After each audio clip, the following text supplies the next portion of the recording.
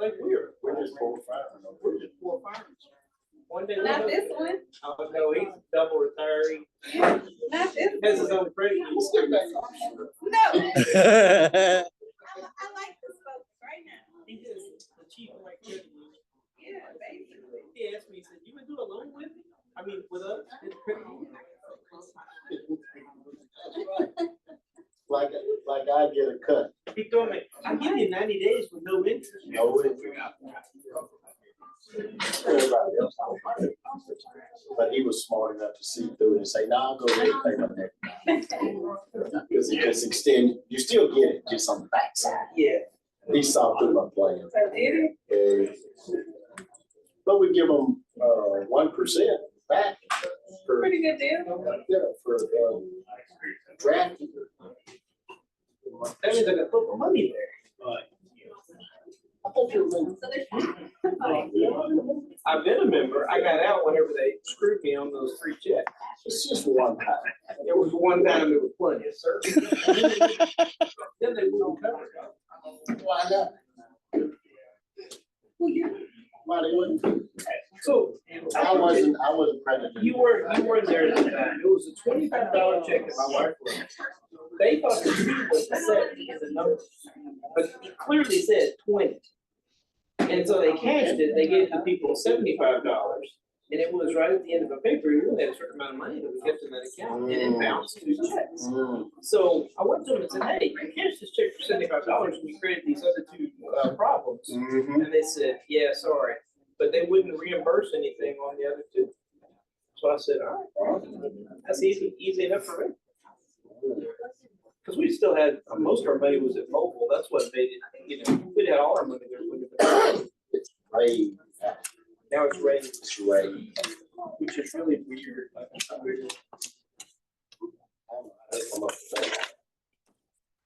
Good evening, everyone. I do appreciate your time this evening, and thank you for participating with our monthly meeting. I did pass out a few agendas. If you need one, please look for one of these copies, and we'll get started. If you would please stand, and we'll start with a word of prayer.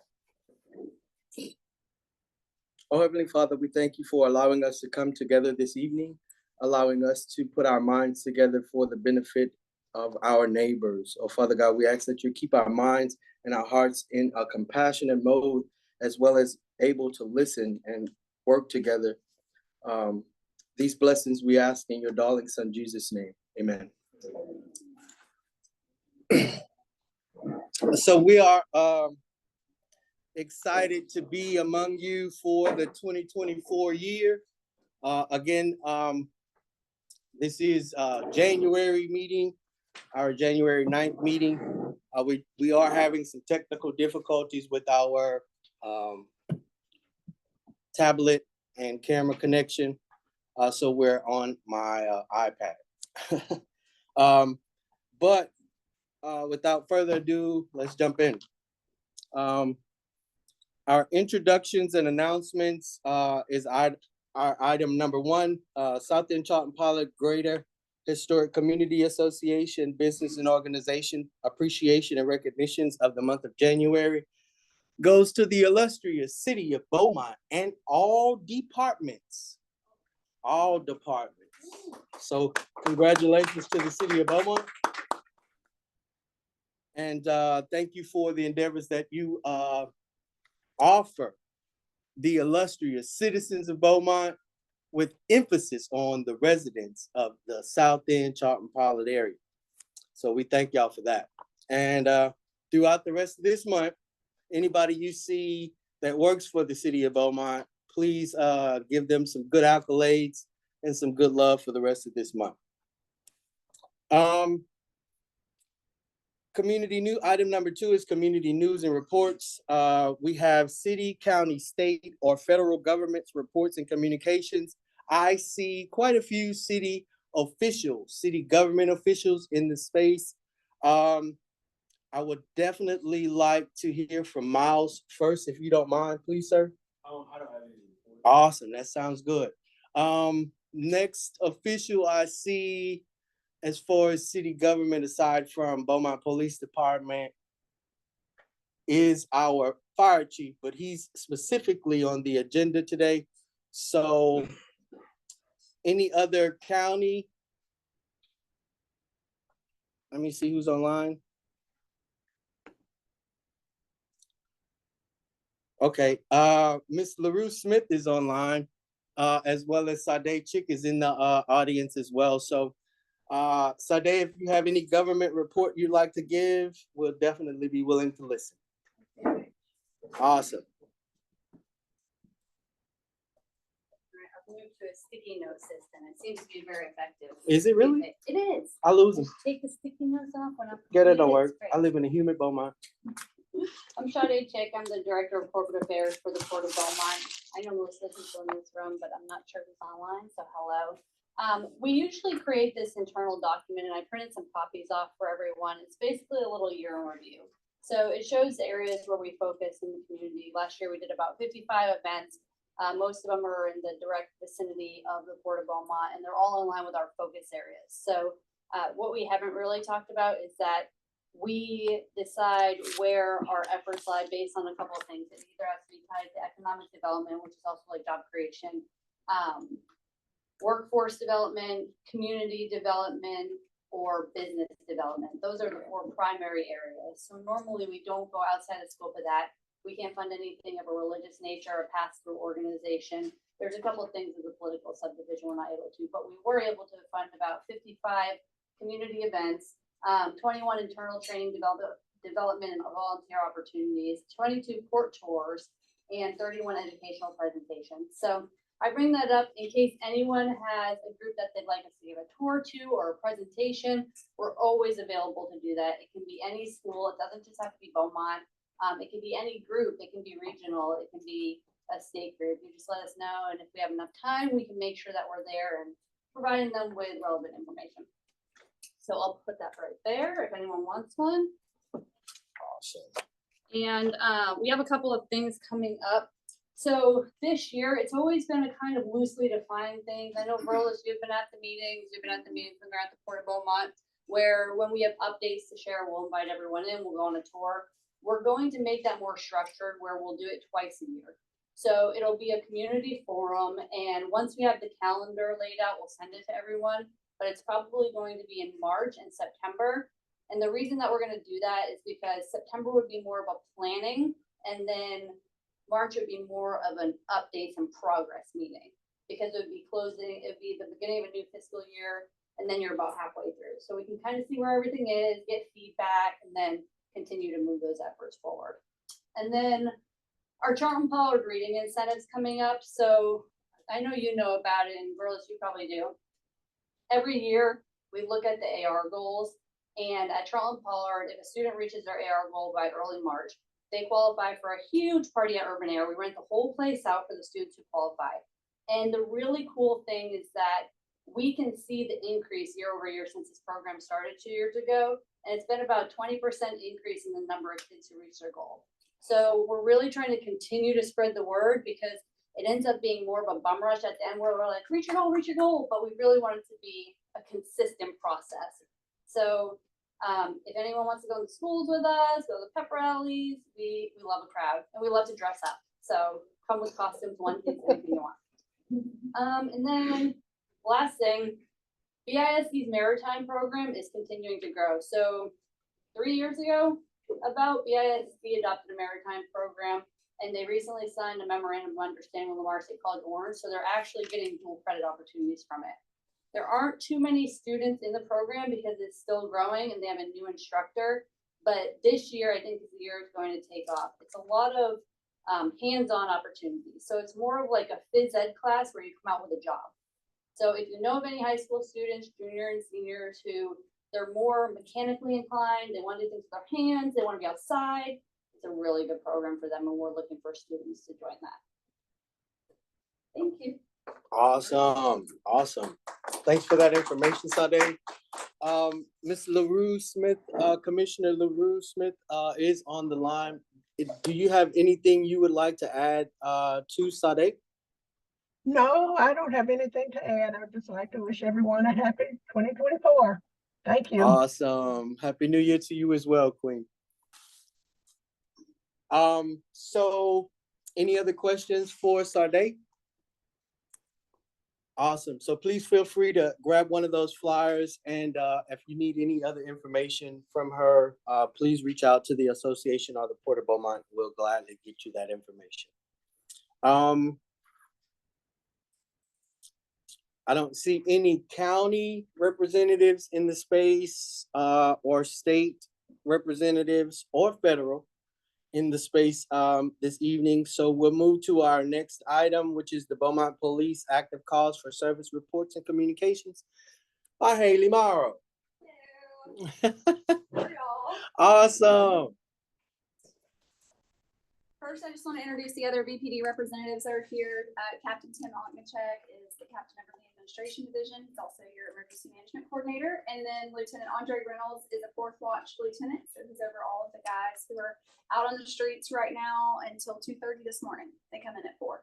So y'all didn't have a meeting last month. And so these stats were pulled from November the 15th to today with 211 calls for service. And there's actually only one report, which was a theft of a package from a porch. So we usually will see an increase in that during the holidays when people are having things shipped to their home. There was no camera there and there's no other information, which leads me right into the next thing.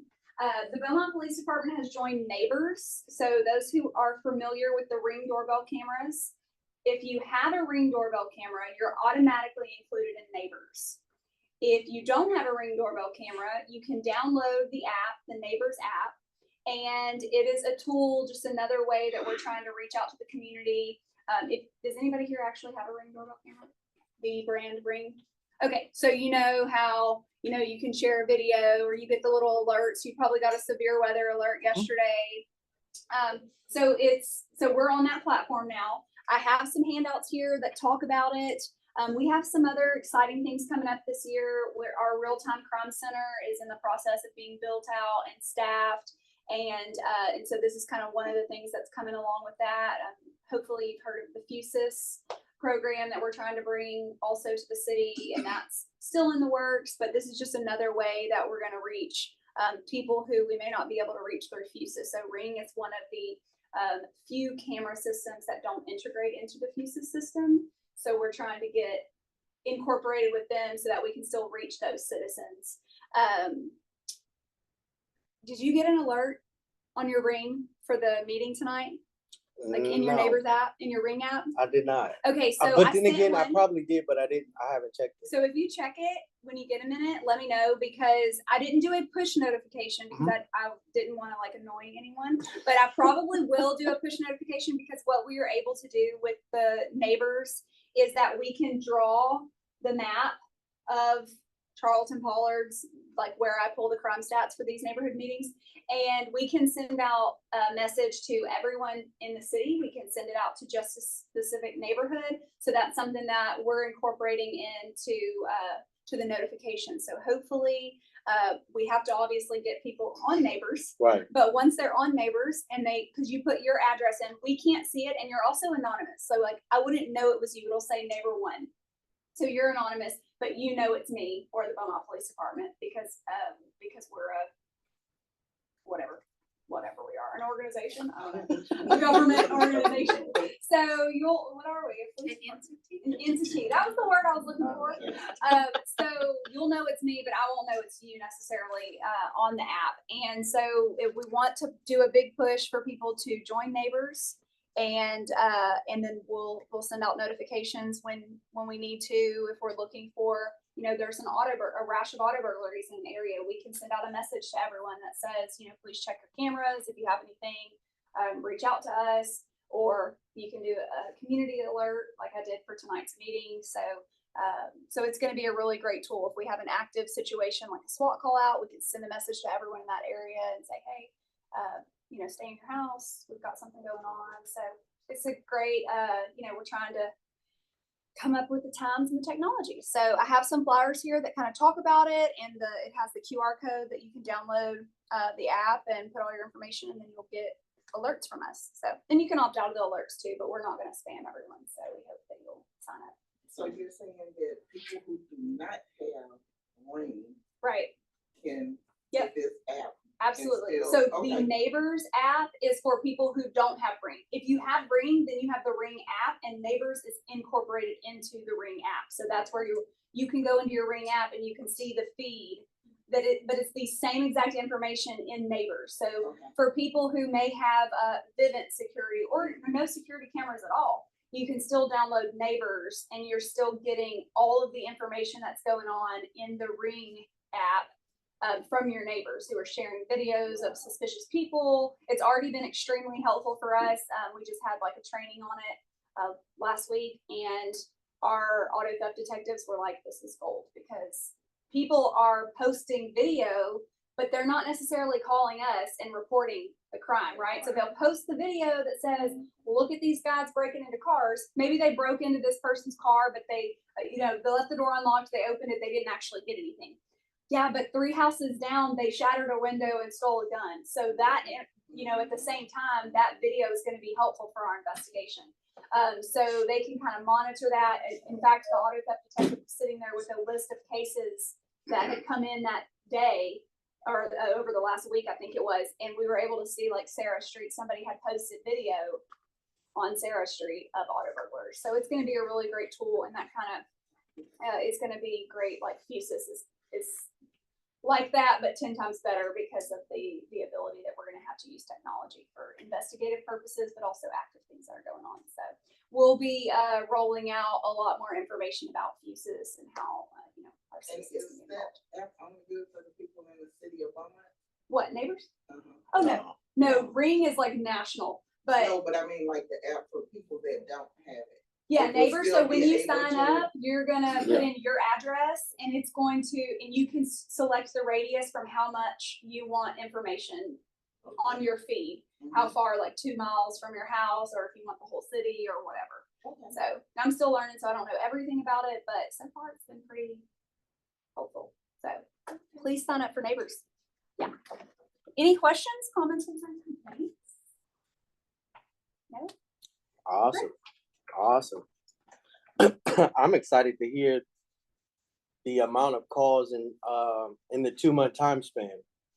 So I don't know if that do anything for y'all, but it does wondrous things for me about living in this area, feeling safe in this area, knowing that our crime level isn't as high as other portions of the city, as well as other cities within the state of Texas. So I'm excited about that information coming from 2023 into 2024 with under 300 response calls. That's phenomenal for this area. So I'm excited. Next is our business neighbors community reports and communications. I do not see Nakisha or anyone from ExxonMobil. I do see a representative from our Post 33 American Legion. And I also see, that's it. It's just you today, huh? Have a report, sir? Actually, he represents 2 entities. Post 33, American Legion, and correct. I'm Bruce Hamilton. I want to welcome everyone here to the American Legion. Let you know we do have water and hot cocoa back there if you'd like some. We're doing a lot of work here at American Legion. I don't know if you noticed, the ceiling tiles have been replaced. We've done a lot of, we're doing more work in the canteen area, which is where we're sitting. And also, we did get a new roof put on the hall Main across hall, the way. yeah. And we are in the process of working on getting the electrical system upgraded and air conditioning system so that the hall will be available for events. And also we want to make it available as a, and I don't remember the right word, but it's a crisis place where I know that the Beaumont police are interested in having a place to come during a hurricane or during some kind of disastrous event, and it's supposed to be set up. We're looking to get that set up. If you can't mock, That's him. So that's it. And Carolyn Gilbert Hinchy Hounds, Mama's got a new hat. Yeah. We do have a new roof put on the building, and the structure has been stabilized. There's a lot of work going on. We got a $250,000 grant through the National Park Service administered to the Texas Historical Commission, and that money has been put to good use. But we still have a long ways to go. But the building has been stabilized, a new roof, and we're going from there. So that's pretty much all that I have. So anybody got any questions? Okay. Awesome. So if you're not aware of the Carolyn Gilbert Hinchy House, it's one of the oldest homes to this area, along with the rest of them. But this family was a prominent family of this particular area, and to be a member of the board as well, it's exciting to see what once was a creepy house to me as a kid coming up, now looking like something we could all access. And eventually that will be the move is for complete community access with emphasis to residents within this area. So I'm excited about it. Our next item is faith-based neighbors, community reports and community. I'm sorry, before we go there, Ms. Furlis, is there anything you would like to give us from nutrition services for seniors? We have lots of changes coming about. Y'all need me to stand? It would be preferable.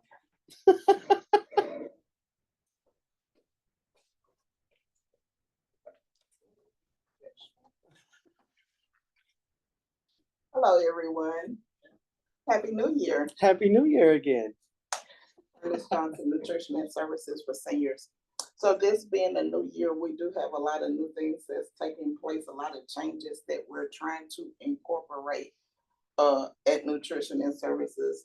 You know that one of our main objectives is to make sure that the seniors in our community are fed and taken care of.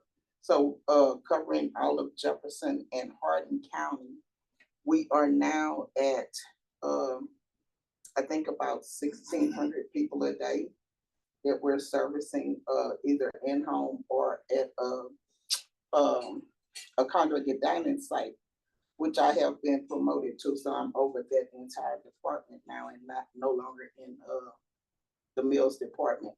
I will still advocate for volunteers.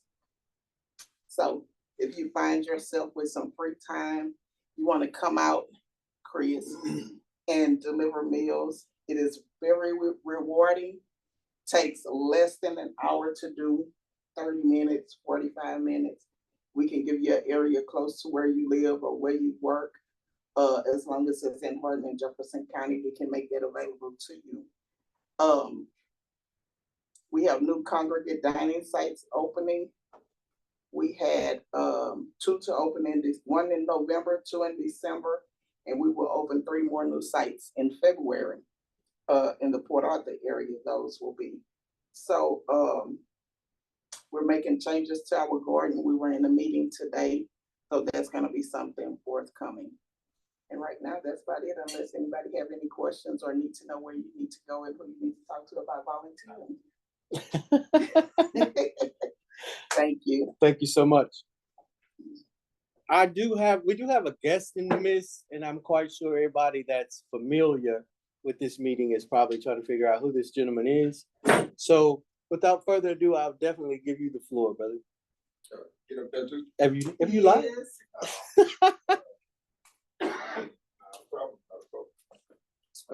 Everybody who don't know me, I'm MJ. They call me the property problem solver. I'm the owner of Formic Holdings. It's a consulting company, real estate investment company, and a construction company. And what we try to do is push ownership in blighted areas, keep people from losing their properties. And we flip a lot of properties too.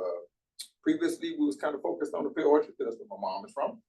But we went ahead and expanded, and we had a group called the Pear Orchard Revitalization Society. We changed the name to the Beaumont Revitalization Society because we want to help everybody. We're doing a lot of work everywhere anyway, so we figured we get out here, kind of get in and collaborate with other people that's trying to do great things, and just see, what we can offer as far as services, or if you know somebody that's having an intractable problem with their property, that's what we do. 12 people on the deed, and I don't know, 8 of them don't want to sell or something. 4 do. We get in there, we help it out. We buy it, fix it, we work out some type of deal. So that's pretty much it. I'm here at the behest of Mr. Jones. Just got introduced by our mutual cousin, Mr. Alex. Absolutely, Alex Lee. Yeah. Historian. I don't know if y'all know him. Either way, we here for you.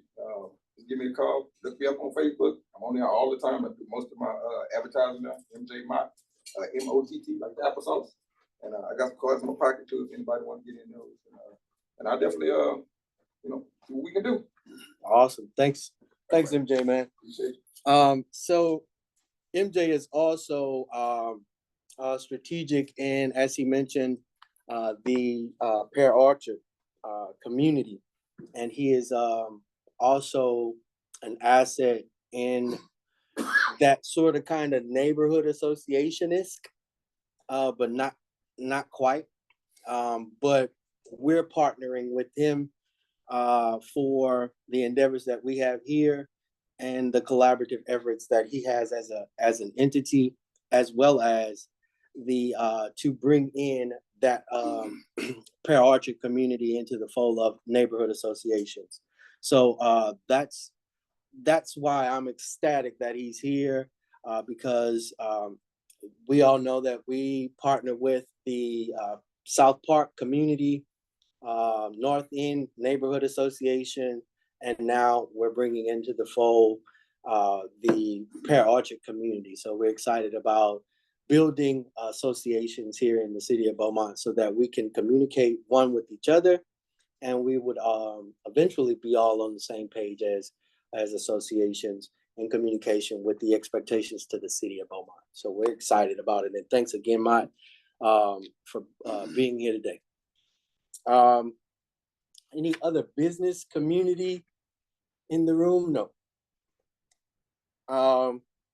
Faith-based neighbors, community reports and communications. Anyone want to communicate anything from their church, whether it's Family and Friends Day, a program, or something that's going on? Feel free to do that at any time of our neighborhood association meeting. So please feel free. Any faith-based announcements?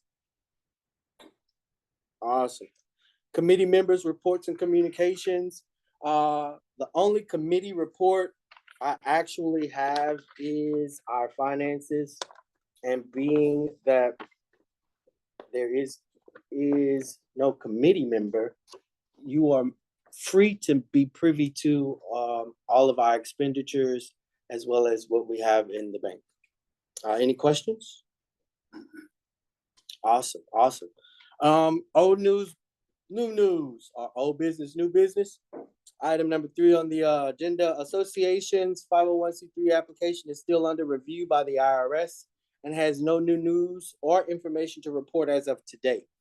Once we get word from them, which is the IRS, on that information, it will be communicated accordingly to the city of Beaumont as a partner, to the state of Texas as a legal entity, as well as our local neighbors and local neighbors and community.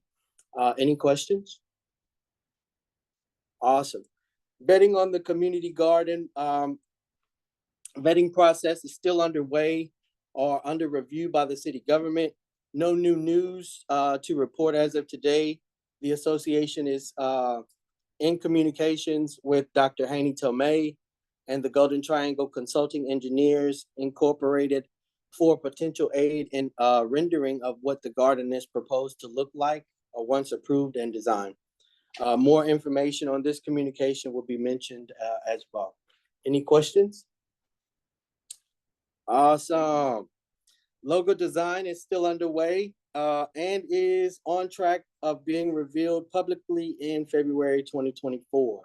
We are excited about this process and grateful for working with Mr. Mason and the Creative 2260 team. Any questions? So there is a rendering. It's just not ready for public review. So we may see that before February, before our February's meeting, especially in our association's communications and publications. That will be something new, a new image for all of us to fix our eyes on, and I'm excited about it. Can't wait. Any questions? Awesome. Talks on the area's beautification efforts are still in waiting. In the meantime, the association will be engaging with neighbors and partners on ideas for possible improvements to the area. This will include neighbor visits and workshops specific to these efforts. So I want to say in our November meeting, we mentioned about beautifying our underpasses that surround our area. Lights is one of them, or one of the conversations that come from our neighbors. And we're not talking about street lights, regular spotlights or floodlights. We're actually looking at LED type colored lights that would enhance the area, especially with the beautiful mural that we have in our underpass. To have some color tied into that area will be, I think, exciting, as well as many of our neighbors, especially with that entryway being beautified as well. So we'll be in talks with the city of Beaumont, and being that that is also a TxDOT route, we'll also be in communications with TxDOT as well on their ideas and approval requirements and whatever else that comes out of that communication. Any questions? Awesome. The Mural Fest conversation with partners is underway and are excited to meet the artists and see the beauty to be depicted this year. Our Irvin Street underpass is said to be revisited this year for the painting of the other side of the underpass. So currently the southbound side is what's painted currently, and the northbound side is going to be painted this year. Not sure what the artists have in mind. I like the fact that the artist has full control over what's depicted. Of course, our partners give some type of general insight, but as well as our neighbors give some general insight, but whatever is depicted is full range of the artists that we have. So I'm excited about that. Any questions? Awesome. Yes, ma'am. I'm here to say expectations are grand, but we do have concerns about the artists and their public safety regarding this year's proposal at the Busy Underpass. Yes, ma'am. So that was one of the things that we noticed last year during the mural, public safety, and as well as the artisan safety. We all know that Irvin Street is very high traffic area, especially with big trucks, little trucks, small cars, little cars. It's extremely busy. And last year, as I was spectating the process of the artists, foreign artists, might I add, he and his wife both had concerns about the zooming traffic, as well as the stalled traffic that's under the underpass. So that's just one of the things that we're looking at in the talks, is possibly closing that interior lane or that exterior lane for that particular reason, but make sure that the sidewalk is still accessible to our pedestrians, so that they won't have to walk in the street. But yeah, that's that part, and I'm glad you brought that up, because that was a major concern, not only for our last year's sponsor of the mural, but the artists as well. Southbound side that was done, which is beautiful, in the evenings with the workers coming from ExxonMobil and the traffic, the setting because of the lights and everything like that, that does back up under there. Yes, ma'am. I think they'll have less problems with that, whoever their office is on the northbound side, because they won't face down. In the morning, probably, right. It will still, that will be nothing like, because you have that turning lane to where the traffic is not stopping at Right, the light. yes, ma'am. So, I don't see that really being an issue, but that is a great idea about closing off that lane. That would help some with the safety, of those artists that's under there, or those that's assisting the artists Yes, under ma'am. there. You know, to give them that cushion, you know, that may be needed from the traffic. So, Yes, ma'am. great idea. Absolutely. Any other questions? Awesome. The association is still seeking neighbors and partners to aid in the efforts of the association. We have available positions for you to volunteer your time and talents as a committee chairperson and other areas of interest to assist. Accentuate your skills with us in the endeavors of the association and its neighbors by joining us today. Any questions? There are membership applications upon the continued advancement of the association will eventually go to either Microsoft Forms or Google Forms. That way it will be accessible to you all and available via QR code. Any questions? Awesome. The association would like to continue the conversation on implementing an initiative that will align with the Youth Engagement and Exposure Committee. The opportunity for us to engage our youth has been presented to the association, and this is just talks as of right now. But they would like to professionally and properly present a proposal to the association on this particular effort. So they called me and told me, I'm not ready to present. So we'll definitely have the dialogue about the creation and reinstatement of the neighborhood sports teams. We have some young adults and adults looking to partner with the association on the initiative of making this dream a reality. We have neighbor Elizabeth Powell and guests who will strike up the conversation for initial dialogue and feedback. And again, being that they're not present, we'll just again have those dialogues randomly, and then it'll be on the agenda again whenever they're ready to present. Any questions? Awesome. Fire engine ladder 11 discussion. The association wishes to make public their response to the letter and conversation of firefighters union rep and the Beaumont fire chief.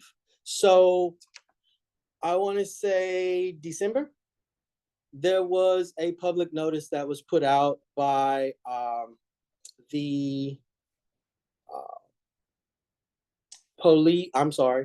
by the firefighters union representative. November 28th. November, awesome, thank you, sir.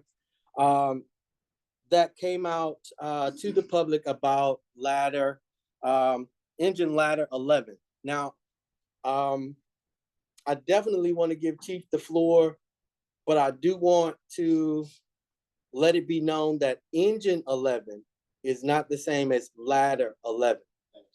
So you have the floor, Chief. Okay. As most of you know, I'm the fire chief, and today I brought Deputy Chief Keith Nolan and our beautiful city attorney, Illustrious. Illustrious, yeah. That letter did come out November the 28th. They had some concerns about Truck 11 being out of service. I can assure people that live in this neighborhood that we do not put our citizens at risk. Okay? We have financial constraints like any other corporation, everything. We have manpower issues and everything. As the chief, I'm in charge of administrating the budget to give the best service to the citizens. So we look at how we distribute our manpower. Chief Nolan does that every third day on the C shift. That is his job, to make sure that we're distributing the manpower to cover the number of calls. What are high number of calls right now in our community? Fires? No. Medical costs. Medical costs. So we made a collective decision, and this is not something that just happened. Truck 11 has gone in and out of service as required, as manpower allows.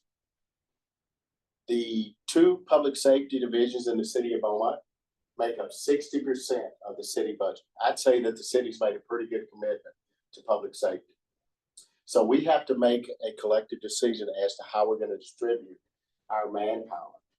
What we did is that if you recall earlier last year, we were only running 5 med units, possibly 6, sometimes 7 med units during the city time. Well, we've since implemented what we call a BLS versus ALS medical system, a tiered system. Now, for the last 81 days, we have run 9 med units every day. 9 med units every day. So you have to make a decision. Do you want to keep the truck in service that made a total of 38 calls last year, or do we want to keep that med unit in service? You live in this neighborhood, what would you prefer? That's exactly right. That is exactly right. And we have challenges hiring just like anyone else, but I'm proud to say that we're filling those positions.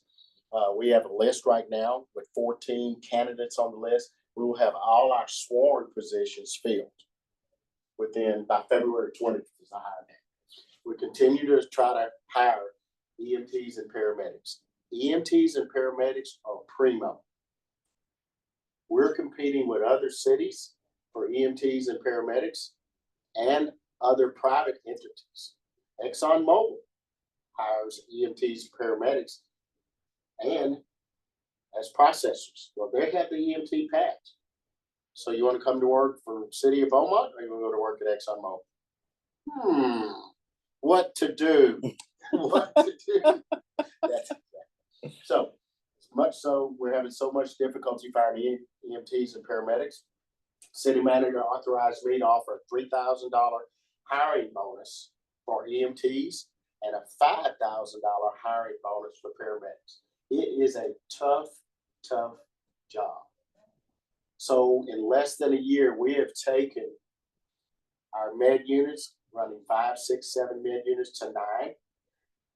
Max Milligan, who's my EMS director, let me know today that we're averaging 6 to 8 calls per med unit, down from 15 to 20 calls per med unit. Now, this is in conjunction with a lot of other things going on also. We're trying to educate the public that we are not your primary care physician. But we have this perception that if I could just get into a med unit, that's going to get me into the emergency room faster.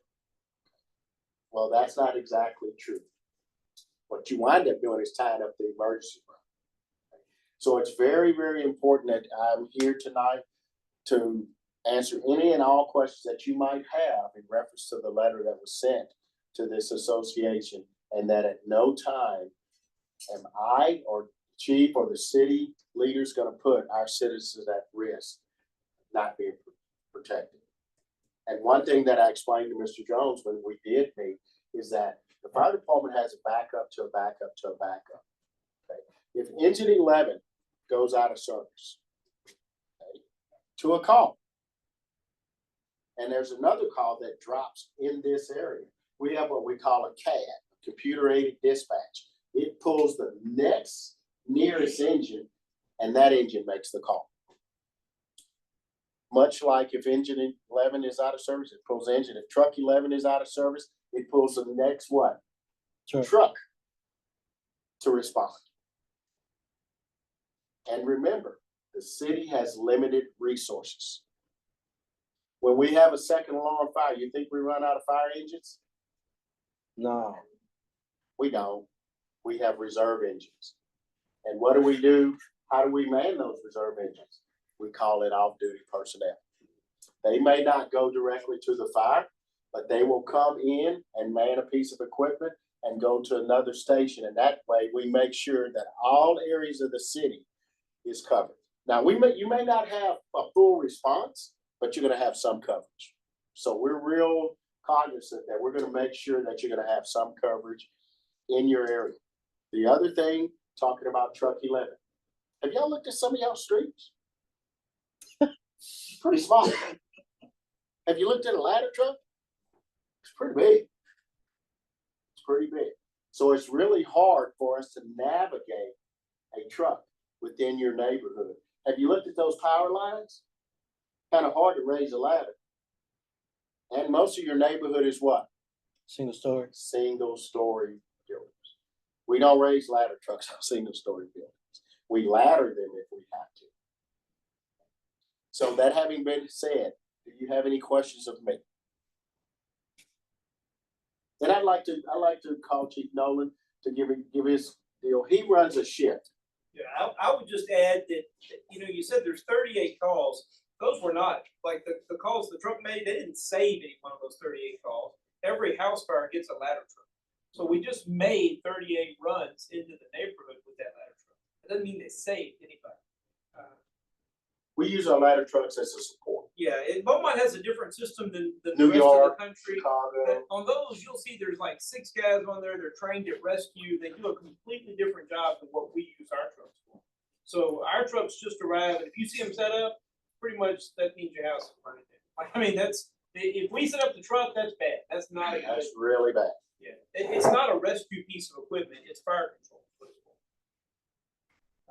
But we make sure that we keep a total adequate amount of manpower. In fact, this past year, I raised our minimum manning from 47 to 49 to make sure that we're covering those calls. Again, very, very difficult to hire. Once we hire them, though, we do try to retain them. We're competing against private industry. Guess what ExxonMobil has also? They have a fire brigade. They do.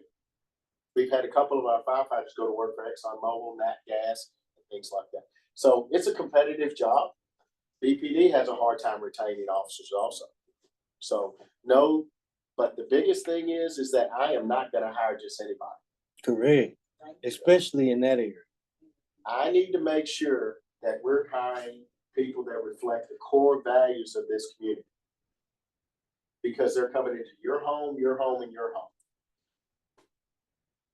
We give them a polygraph, we give them a physical, we do a psychological test on them, physical agility test. Chief Nolan runs our oral review board. So we're trying to make sure that we're hiring the best possible people that we can. And before I became the chief, they were not doing the psychological.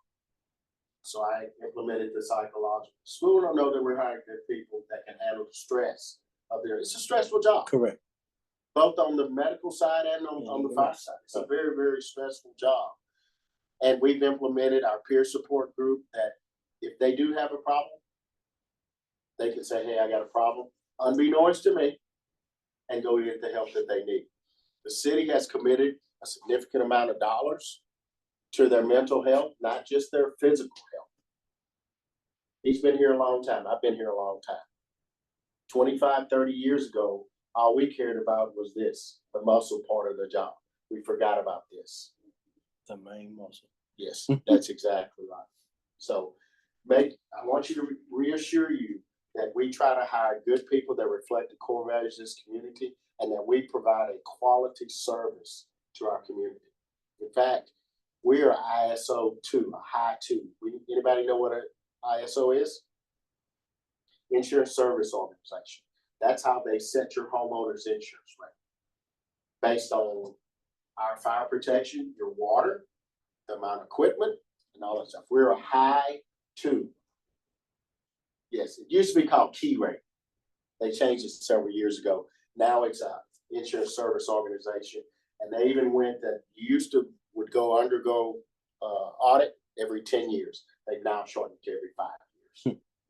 To come in and look, they look at your fire trucks, they look at your manpower, they look at your water supply, they look at the equipment that you have on your fire trucks, they look at your dispatch, they look at everything to come up with that ISO rating. So that reflects on you and lowers what? Your insurance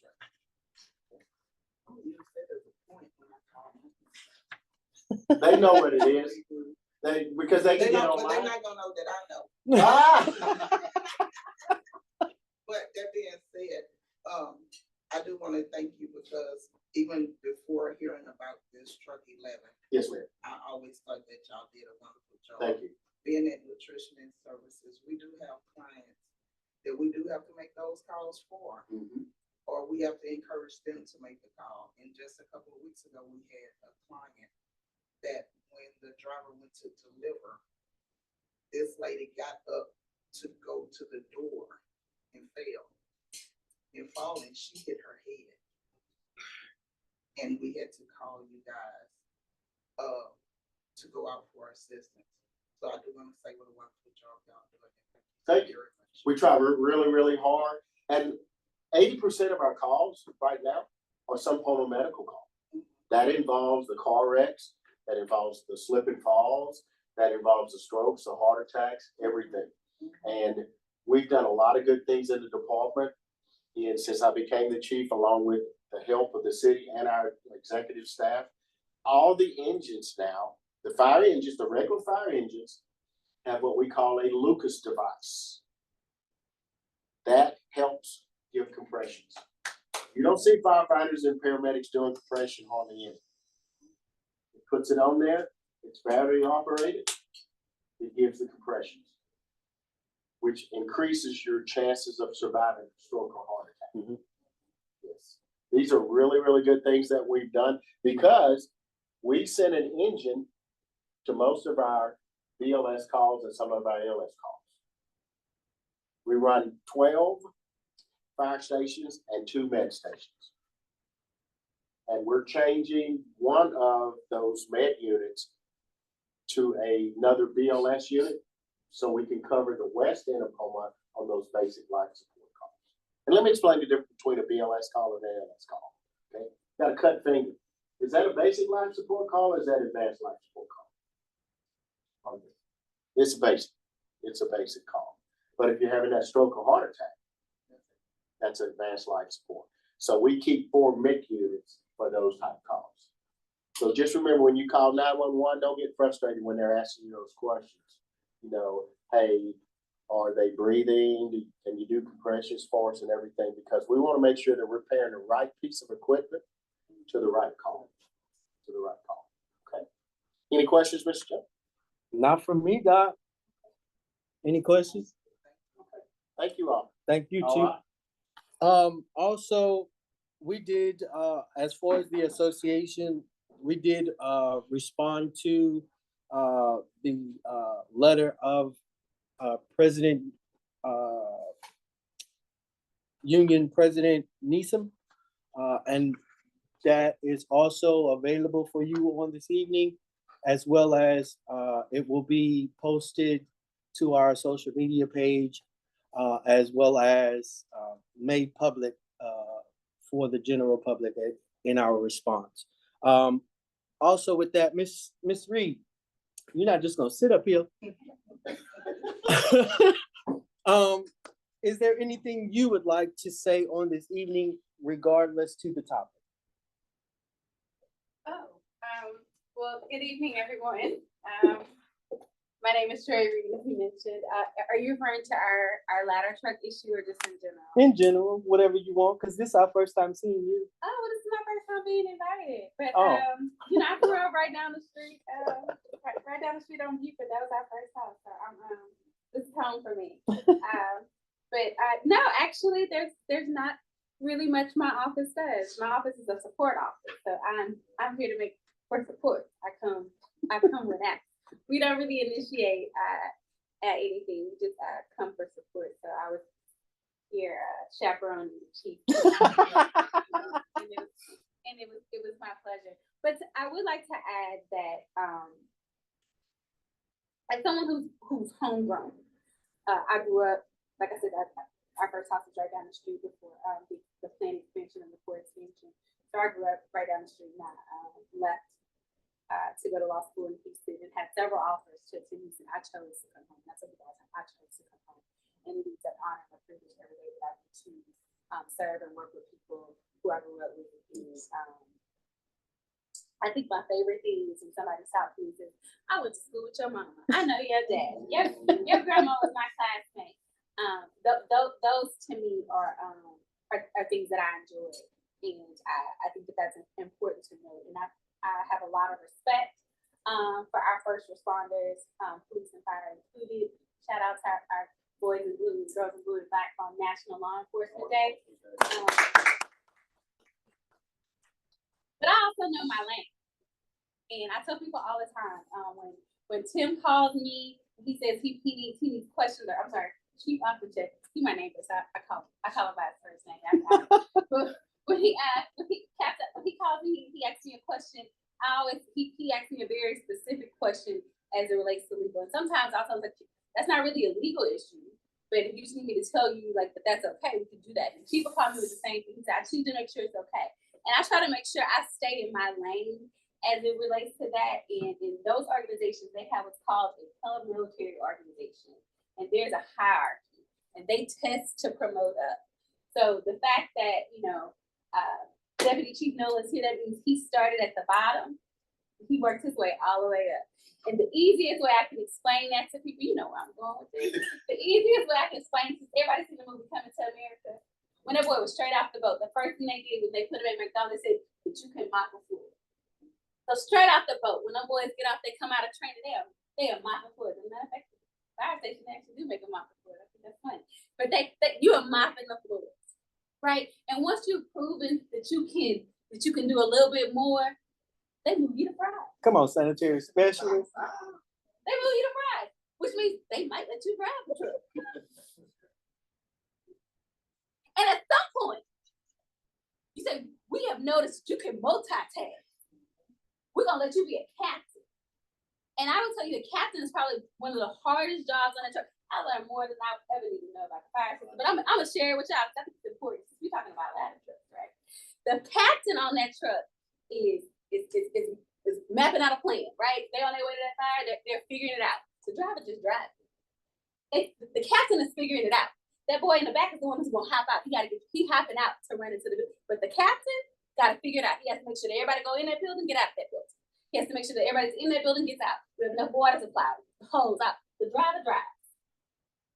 Wait. The captain is the one you want to think about. He is the drive-through manager. He at the register. He taking orders, making drinks, flipping it. He handling customer complaints. The captain is doing it. And what are the district chief? The district chief pull up, and they gotta do what they gotta do. Meanwhile, and I know y'all thinking, chief don't do that. He a deputy. Oh, what they do? If it's a big fire, sometimes they're on the roof coordinate. What that means is that sometimes when there's a big issue, corporate gotta come down. That's corporate right there. That's management. What you have in the room too is management. And I will tell you that on a daily basis, our city and other cities alike dealt with a health crisis. There is a legit health crisis. There was legislation that was put forth, this legislation to literally recruit and retain nurses and medical professionals, EMTs in particular. There is literally a need. Cities are struggling to maintain medical health professionals. What does that mean? During COVID, when it was the scariest time for us, when people literally didn't know if they had a common cold or something that could kill them, because now literally COVID was a cold that could kill you. People were terrified. These people were going into those homes where we were saying, don't stay 6 feet apart. They were walking into people's homes, risking their lives to save them. And that does something to your mental. That literally captivates something, because they were walking into someone else's home to save them and then bringing it home to their families. And that took a toll on them. And you saw a dramatic drop in medical professionals, both nurses and EMTs alike, and firefighters post-COVID. People quit. Why? Because they saw their friends die, they saw their family members die, and they said they just couldn't do it. So again, I have the utmost respect for them. But what we've had to do is we've had to change how we service our community.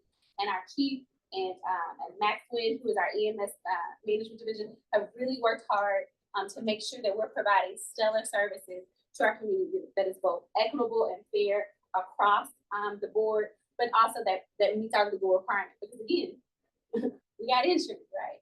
Like, we have to meet health requirements. So when they come to me, we want to make changes.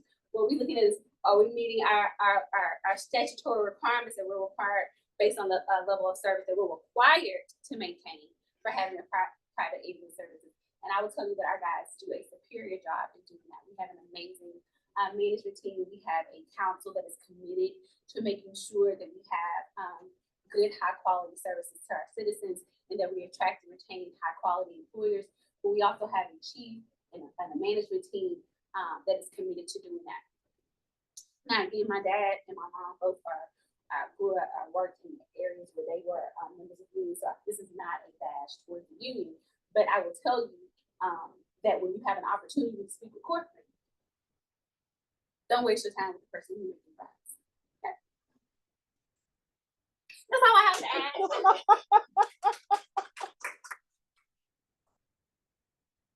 And I do want to add, for those that may not know, several years ago, there was a proposal by the city to close Station 11. This neighborhood rallied around that, and that didn't happen. Yes, we did. That didn't happen. So kudos to you all. Thank you, sir. I don't know how many people remember that. I do. Yes. I do. That was actually the years prior to the relocating of that firehouse. We all grew up with Station 11 being on Sabine Pass. And then when they moved, like right before they moved it, that mindset came up again. Well, they were talking about closing it. They're not closing it. They're relocating it to have better access. Yeah, it was actually delayed because there was an AC heating problem with it, but now it's fully functioning. Absolutely. And I do, invite our neighbors to take a tour of that facility. Meet our servicemen and women that are inside of that facility. Bring them some cookies or something. Just to show your appreciation of the job that they do. Again, we did, as far as the association, we did give a response based on the information Mr. Neeson sent us, based on the information we gathered from our fire chief, as well as information that we gathered from our neighbors, with emphasis on senior and disabled neighbors. Most of, and it's in the letter, most of their concerns were not really about the engine 11 having access, but that was their main concern, was engine 11 having access to them, and them knowing that, especially if you live on Powell, if you live on certain parts of the Villeneuve, that any fire engine will have an issue trying to get to you. But we know that engine 11 has a better chance than engine ladder 11 of getting to you on Powell Street, as well as not having that truck try to get to you and run into a tree or a bush or something of that nature, or dip off into one of the ditches that we do have within this area. So that also is in this letter, the concerns of infrastructure.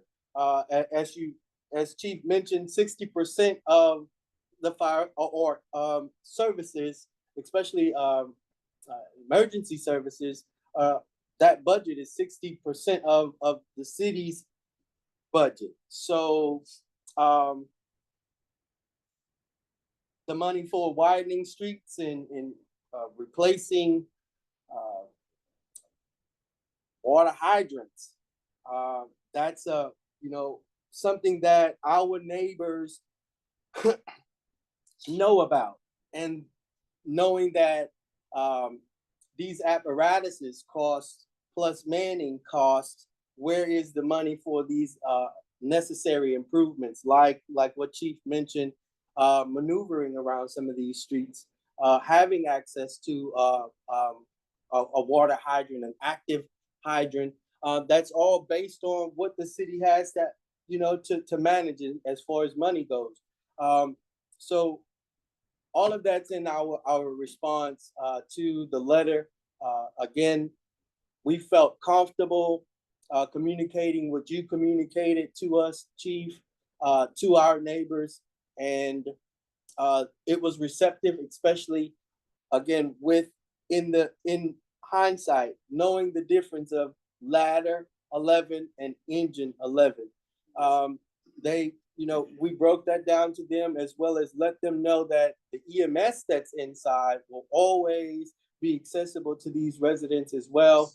And if we can't get nobody, I know for sure somebody that's gonna show up, and that's our chief. Period. So any other questions for our chief, or based on this particular issue? Awesome.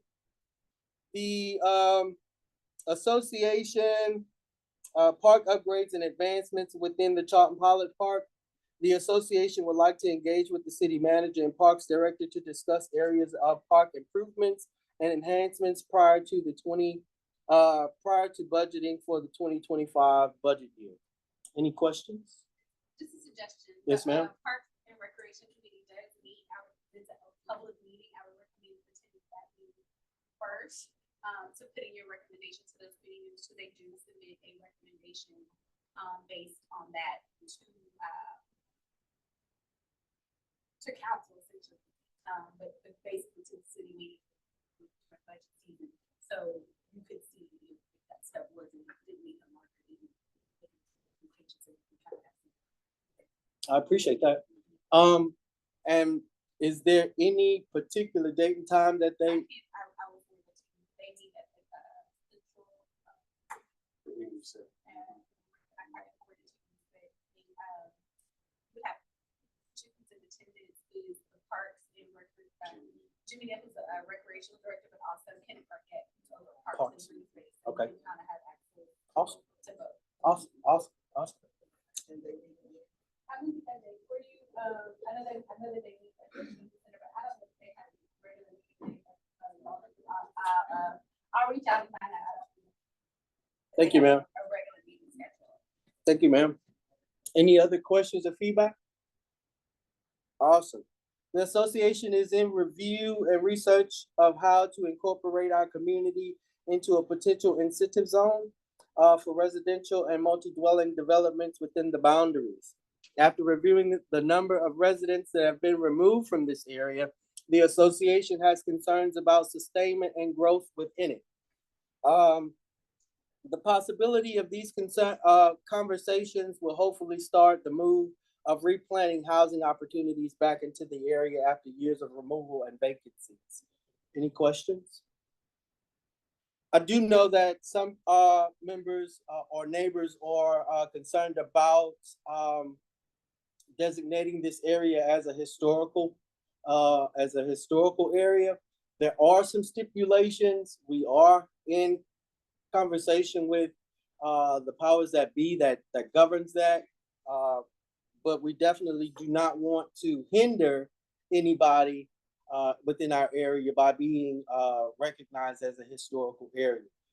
If you know the Old Town, also known as the Oaks, that is one of, if not the only, I think it's the only historic area significant to Beaumont. There are certain color palettes, different things you have to govern yourself by. You can't cut trees, so it's a lot that we would have to consider if we would be designated as a historical area. Now, there is also talks about a particular street becoming a historical area. That does sound a bit feasible, especially if you build out your historical significance throughout the rest of the area. People can address those particulars. But with new homes being built in the area, that according to the national recommendation, that will be a hindrance to some residents within the area of being a historical area. So once we get all that ironed and lined out, we'll definitely present more on it to the rest of the residential area and get their feedback on it as well. Any questions? Awesome. The association has partnered with the North End Neighborhood Association in the efforts of informing and building an educated electorate within our association and among our neighbors. On January 16th, 2024, we will be unified in these endeavors by hosting our first North End Neighborhood Association and South End Charlton-Pollard Greater Historic Community Association Collaborative Candidates Expo and Forum. Ms. Catherine Campbell, who often attends our meeting from the North End, is the facilitator of that. It will be between the hours of 6 p.m. and 9 p.m. on the 16th at the Lucas Center on Lucas. So please feel free to come out, educate yourself, educate your neighbors on all of the candidates that are available on the ballot, as well as some propositions that are also on the ballot as well.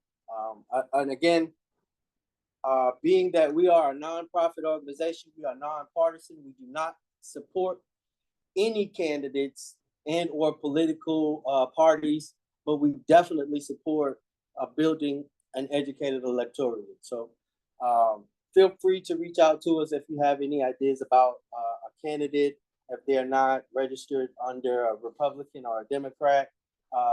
Again, give us that information so we can reach out to them and communicate to them what we have for them on the 16th. Also, I want to say on the 26th, I'll get that date for sure.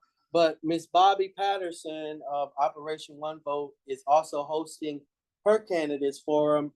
I want to say it will be at Cathedral of Faith. And again, I'll get the date and time for sure and post it on our social media. Any other questions? Awesome. Neighbors' concerns and issues, resolutions, parking of large semi-trucks and trailers, parking on residential streets. This is and has been mentioned on the agenda and is still seeking official resolve. The large trucks are found parked on side streets throughout the area and is a hindrance to the flow of traffic and causing infrastructural damage in the area, like crushing curbs and crumbling streets, hitting low-hanging branches and signage poles, hitting telephone poles, hitting fire hydrants, running into ditches, and impeding pedestrian commuters of safe passage on streets where sidewalks aren't available. That's another concern again that's gonna come back around. And if we could possibly, I mean, like, cause I call the non-emergency number and ask the police to come out and at least have them move it.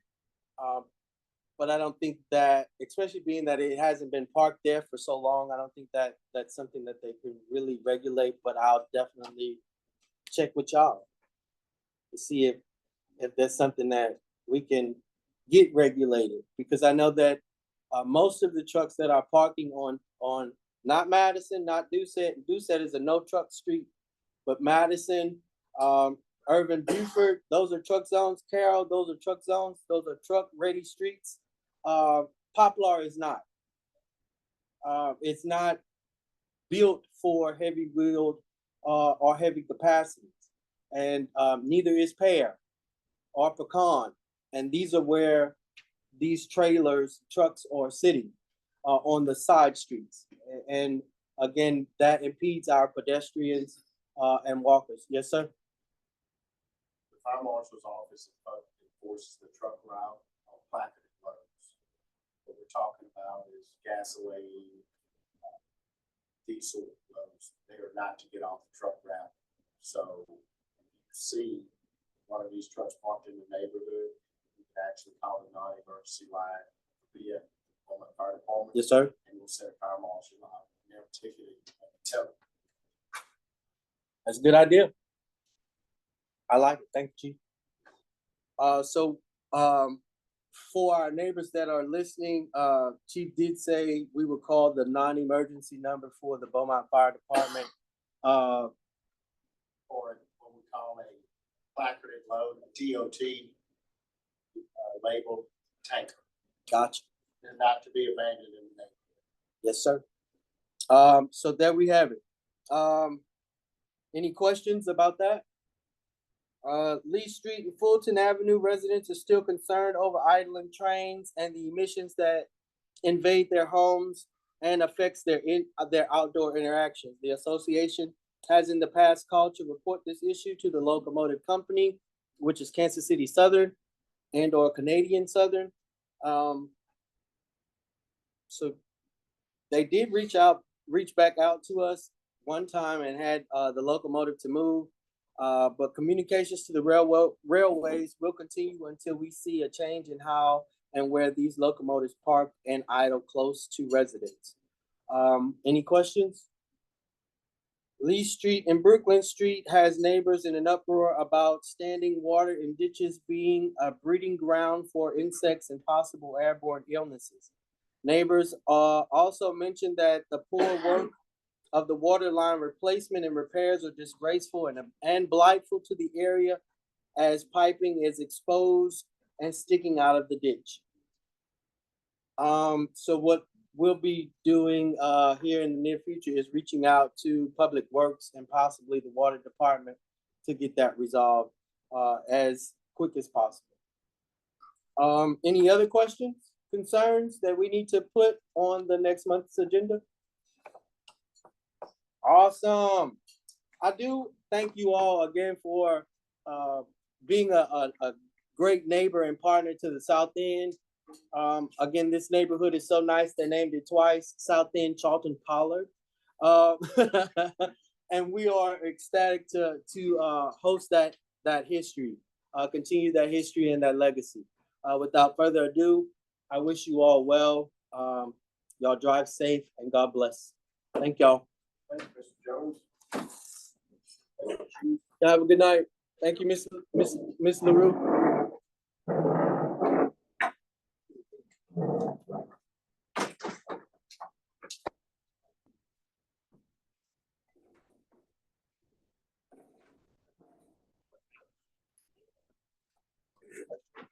Yes, sir. Yeah, I'm gonna leave him. Yeah, I'm off. He's like, C shift. I'm like, it's not C shift. They're all at, I think today is C shift. City clerk's office, a red tax. Right, that's the one. Probably really. Yeah, but some of them are.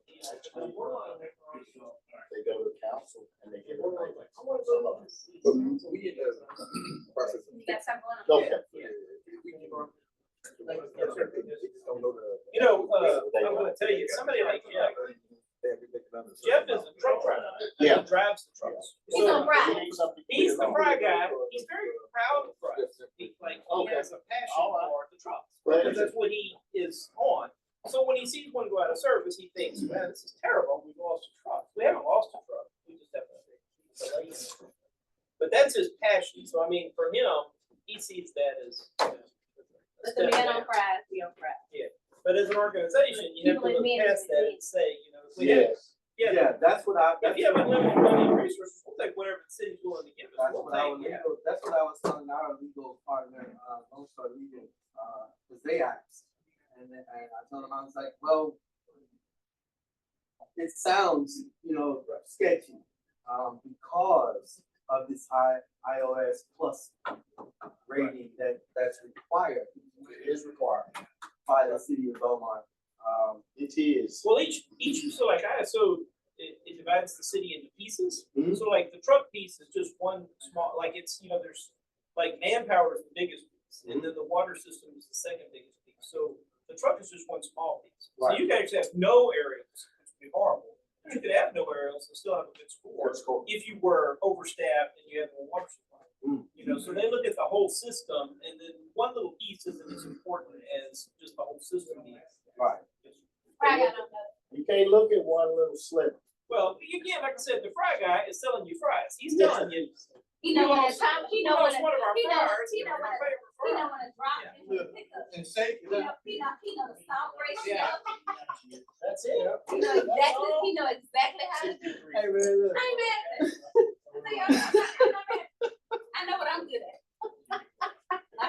What'd you say? I stay in my lane. I stay in my lane.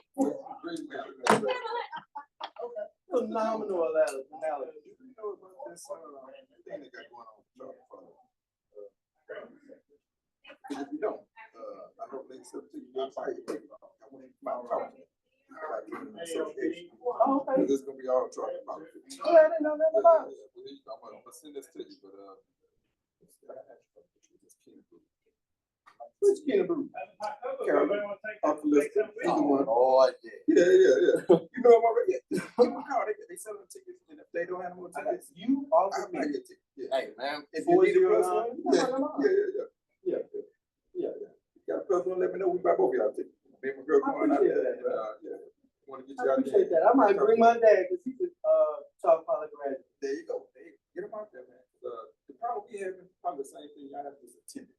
Nobody's coming. We haven't even got our association together. It's just me, Jeanette Vito, Yeah, couple other people. yeah. And we really Yeah. want to get some people. Our age out there, you know. As far as like for us, our attendance has always been low, right? And it's because we have a high senior population and a high youth population. And most of the times the grandmother or grandfather or custodian of the child, they're trying to manage the child. They got That's what's going on. right. Yeah. And that's why we implemented the Zoom process and sharing it via social media so that not just the older person can access, but the child can show and teach the older person how to access. So that's one of the ways that we get as much information out as we possibly can. And again, one of the main things we do, bro, is this. Knocking on doors. Oh, I'm about to say. That's a good idea. Knock on doors. Yeah. Like tomorrow, I'll take several of our neighbors these agendas that's left over. And then sometimes I email the agenda to them so that they could just be in the know, right? Yeah. And then before the next meeting come up, you get that information, that feedback that you're asking about so that you can develop an agenda and a well-rounded agenda that touches on the issues of the community. That's what I'm probably, because I was, for a second, I was about to go ahead and take that neighborhood association. I was gonna start like an LLC. And just. I would not. Yeah, and I was like, because this is nobody's doing anything, and I Right. don't want to be the one that do it, because honestly, I'll be back and forth. I've been in Houston a lot. Yeah, I'll be in Vegas, so don't feel bad. Yeah, and it's like they have a meeting, I went there, and it's like, well, if I don't tell nobody, who's gonna tell them, you know? And so, yeah, I probably need to sit down and talk with you about how you, implement like the administration of it. Because I never really did that. A lot of work. Yeah, I can imagine. I mean, it's a lot of equipment already. I see dollar signs on it. Man, look, bro, I promise. And like, I had to beg the directors because it's not just me. I'm a director, and we have two other neighbors that are directors of the association. Initially, as a neighborhood association, you don't have that. You're just a component of the city. But we're an official component of the city because we went through all the the processes of being a legitimate organization. Plus, our partnership with the city is solidified because there is no other neighborhood association within this area that you can say you can go to. The old neighborhood association is no longer a nonprofit. It's a for-profit entity, and the assets of the old neighborhood association went with it, or they lost assets by becoming a for-profit entity. So that's one of the main reasons we had to regroup everything. That's also probably a reason why we don't see as many people, because the old neighborhood association left a very bad taste in people's mouth, especially behind the amount of money that is not accounted for. I heard about that. Yeah. This of course just gossip, but I take what I hear. I'm like, okay, but Yeah. I see it though, Yeah. I'm trying to get to, I guess, like I say, the audience that's around my age, graduated around, we the ones, that's our kids. That's Correct. Getting in all this trouble right You're now. correct. But not my but yeah, What neighborhood are you talking about? where's Pillage? No, but I mean, you were talking about forming an organization. Oh, it's for the Yeah, pair yeah, archer? For the pair art. Yeah, because, Ms. Rito, she have a lot on her plate, She's doing this, whole vegan chef thing and, community garden with Delilah and all of that stuff. And, Mhm. like, I'm behind a lot of that stuff, but I don't like to be